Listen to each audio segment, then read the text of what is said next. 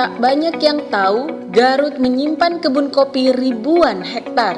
Berada di ketinggian lebih dari 1.200 meter di atas permukaan laut, Kabupaten Garut menjadi surga kebun kopi Arabica berkualitas.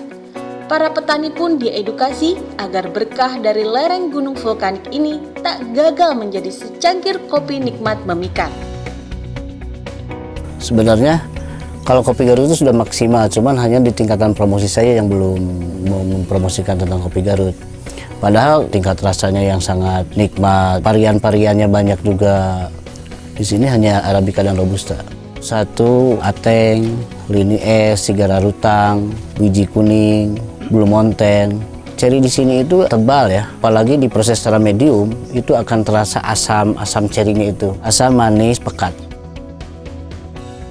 Ada keajaiban ya, bahwa biji kuning itu hanya bisa tumbuh di Desa Margamulya di Kabupaten Garut, tepatnya di Cikajang. Orang lain pun aneh ketika mengatakan ada jenis kopi yang matangnya kuning, dan konon katanya bahwa ini pun hasil perkawinan dan sebagainya.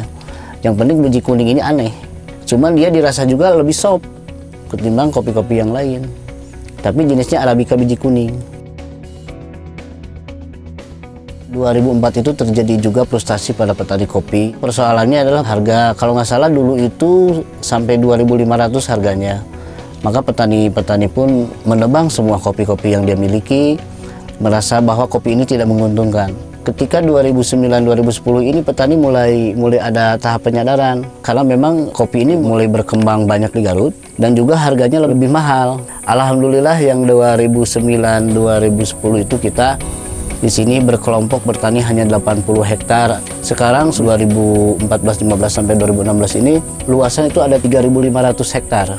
Kalau yang kita lakukan edukasi terhadap petani ini dari mulai cara penanaman sampai pemetikan, begitupun proses, maka nggak seperti dulu petani ini hanya menjual ceri, menjual hasil produksi, tapi sekarang bisa memproses sendiri. Juga kita mengatakan bahwa kopi itu tidak hanya mendapatkan ekonomi, tapi juga mempunyai fungsi ekologis, menahan erosi dan sebagainya.